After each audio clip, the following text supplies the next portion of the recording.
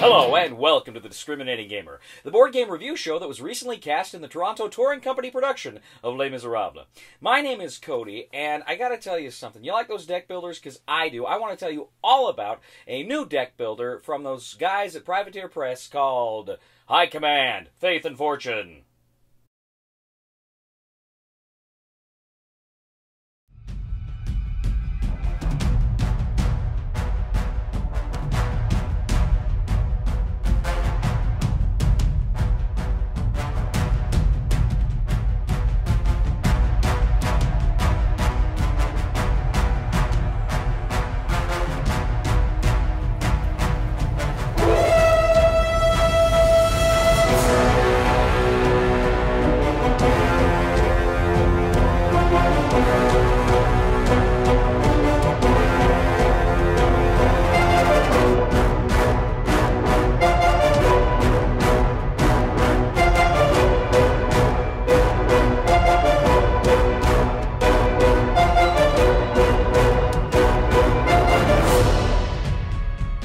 High Command, Faith and Fortune is set in the grim Warmachine universe. Now, I don't know too much about the Warmachine universe. I've not read up on it. Never played the minis game, but I've had friends who have, and it looks awesome.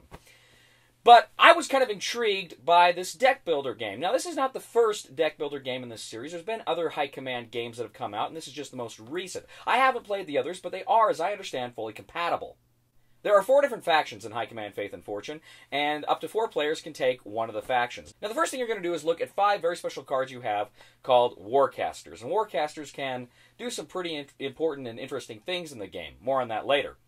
But what you're going to do is also separate out about 6 different colored decks. And these different decks have different abilities. And what you're going to do is pick 3 of the 5 Warcasters. And those Warcasters have some colors on them. Well, you can match then any of those 6 decks that have one of those colors of a Warcaster on there. So you're going to be able to take 3 of these very special decks, mix them together, and that is going to be kind of your reserve deck for the game. Now, what you're going to do is, from that reserve deck, you're going to draw out 4 cards. That's kind of your reserves that only you can buy from. It's not like a lot of other deck builders where there's a common pool that people can buy cards from. You have your own, and it's made up of these military units that you've selected with your Warcasters. Now, you're also going to set up a number of locations. There'll be the same number of locations in the middle of the board as there are players in the game. You'll also have a Winds of War deck. And every round, the first player is going to draw a card from the Winds of War deck, which is going to kind of give special conditions, special scenario rules for that particular round. Now, ordinarily, every turn, if you ever have 2 cards more than anybody else on a location, you get to capture that location. It goes into your deck, and you can recycle it through just like any other deck builder card. But, of course, the first couple of turns, that's not going to matter because nobody's got cards on the locations. So you go to the orders phase. And in the orders phase, you can buy cards from your reserve, or you can send cards to the front. And I think you have to wait a couple of turns before you can actually send cards to those locations. But there are 2 currencies on the cards in this game. There is Command, and there is War. And you're going to start the game with basic resource cards, a basic resource deck. These are your starter cards. They have very, of course, low numbers in currency of Command and War, but what you're going to do is you're going to be buying more of those cards from your reserve, so the powers are going to be getting greater. From the reserve, you're going to be buying either more resource cards, or you're going to be buying various military cards, warjacks, warriors, guys that you can send out to your locations. Now, after you play through a few rounds and you build up your deck and you've got some of these warrior cards, you're actually going to send these warrior cards to those locations. Now, here's the thing. When you send a card from your hand to a location, you have to pay the cost again, the same cost as when you bought it. So if it costs 6 war to put it in your hand a turn or 2 earlier and then it comes up again, it's going to cost you 6 war to put it out there on the location. Now, some cards have a rush ability, and what that means is you can pay the rush cost to actually take a card from the reserve and just immediately put it out there on a location. You can do the same things with your Warcasters. Warcasters are always available for the rush ability. You pay the rush cost, and they can go immediately to a location. Now, these military cards have strength points, and they have health points. And if other players put cards on those same locations, you're going to do battle. When you do battle, You add up all of your total strength, all of your total power, and all of your enemy's cards that have less than that in health points are removed from the location. And whoever can remain, remains, and again, if it comes back around and you've got at least 2 cards there, you can take that location.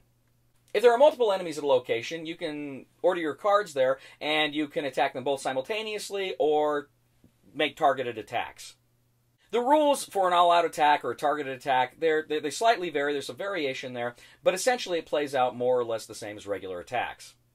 So you're continuing to buy cards, send the cards out to the locations, trying to capture the locations. Locations, when they are captured, go into your deck like normal, but those cards you use to capture the locations don't return to your deck or your hand. What you do with those cards is you actually create kind of an occupation forces deck that you put them in, where essentially you put those cards and some other cards can end up in there, and those cards are essentially out of the game.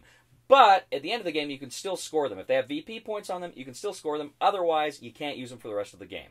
Now, the game ends in one of 2 ways. First of all, if you have no cards in the location deck, and you have less location cards out than there are players, the game ends immediately. The end game may be triggered by that Winds of War deck, because as I say, every round you're drawing a new Winds of War card. And the Winds of War deck is divided into 3 eras: early era, middle era, and late era, which are each shuffled individually and then stacked on top of each other. Sometime in that late era, you're going to grab the Final Reckoning card. When that card is pulled, you resolve it, and then that ends the game.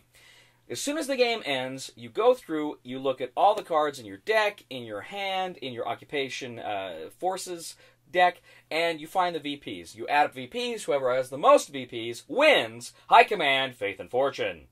So what do I think of High Command, Faith and Fortune? Well, this is a pretty standard and a pretty easy deck builder to get into. I didn't find it that difficult. The rule book is, maybe I think 6 or 7 pages long. It's really not that long or involved. It's got a glossary on the back, and some of the concepts seem a little weird initially, but once you kind of wrap your head around it, it's fairly easy, and it only plays, in about an hour, hour and a half, depending on the number of people you have. So it's not a very long game either, which is a good thing, because if a deck builder drags on and on and on, and I think it has a good time on it. I think where this game really shines is in the location and the combat, because that allows you to have some direct conflict with other players. It allows you to have those moments where you're like, "Duh, why are you attacking me?" and "Oh, I'm going to get you back." And we had a lot of numerous revenge faces going on whenever we played this game. So there's that aspect which I really love. I love the direct confrontation in this. Having said that, there is a lot of downtime when it's not your turn. Particularly if you're playing with players that suffer from analysis paralysis, you're going to be kind of checking your phone and doing other things, waiting for it to come around to you. Unless, of course, they do make that attack, in which case it does pull you in. But generally speaking, there is a lot of downtime between turns. Now, that is what it is, and that really bothers some people. I found there was enough in this game that didn't kill it for me. Weaker games, it probably would have, but I think there was enough meat here that didn't bother me that much. The game also features just some absolutely stunning art. The artwork on the cards is simply phenomenal. I'm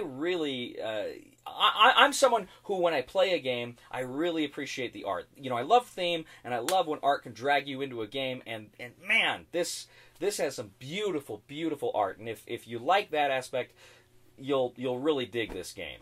There are a few other interesting aspects to gameplay. The occupation forces, that you're committing cards to take out those locations and to gain that location for the points and the abilities, but you're saying goodbye to those cards. That's cool, because that forces you to make tough decisions, and I really like that aspect of the game quite a bit too.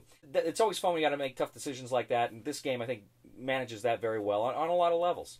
The 2 currencies were pretty cool again, the war and the command, and how that kind of forced you to make tough decisions. Do I want to spend the war to do this, or do I want to spend the command to do that? And that was fun too. I love games with tough decisions, and there's a lot of that going on here in High Command, Faith and Fortune. Now, having said all that, I generally enjoyed this game. I had a lot of fun with it. I think a lot of people will. But the question is there enough here to differentiate it from other deck builders out there? Because I'll be blunt, I played deck builders I enjoyed a lot more than High Command, Faith and Fortune. But I played some deck builders I disliked quite a bit more than High Command, Faith and Fortune. This is a good deck builder. I might even say it's a really good deck builder. I don't know that it quite makes its way into the great deck builder tier. it's good, it's fun, it's got that confrontation and the tough choices. But I've seen that in some other games too, and I don't know if there's enough here to differentiate Faith and Fortune from some of these other games. But I enjoyed it. I enjoyed it a lot. If you like the Warmachine universe, I think you need to buy this game. If you don't know the Warmachine universe, and you're like me, and you're interested maybe in the art, and you like it, again, I'd say you probably want to go ahead and pick it up. But if it's a question of, do I get this, or is there another deck builder out there I really want to get, you know, you're going to have to make that call on your own. You're going to have to look at them and try to decide which one's the better investment for you. So I liked High Command, Faith and Fortune. I think it's a good game. I am going to go ahead and I'm going to say buy it. That's the recommendation I'm going to give, because there's a lot of people out there that will love this game. Just bear in mind, you may want to do some research, and there may be other deck builders out there you may want more than this one. Thank you once again for joining us today on The Discriminating Gamer. As always, we ask you to please leave a comment here on YouTube, on Board Game Geek, on our Facebook page, or on thediscriminatinggamer.com. We ask you to please like us on Facebook and subscribe to us on YouTube. We are The Discriminating Gamer. Warmachine! It's just a kooky game called Warmachine. Ya-da-da-da-da-da-da-da-da-da-da-da-da. I'm gonna get sued. Please somebody help me on my feet again, and I don't know where I'm going, and I don't know where I've been. Please somebody help me on the solid ground. It's a long time, and I'll be dying. Once a year I wind up in the band. Okay, adaptation. Do we wait till? Yeah, wait till this battle's resolved. Oh, We'll do the adaptation. Okay, so oh, that went so well. Clear, yeah. Look at all those guys that a are alive. dropship card and place one invader unit in each of the first 3 listed territories.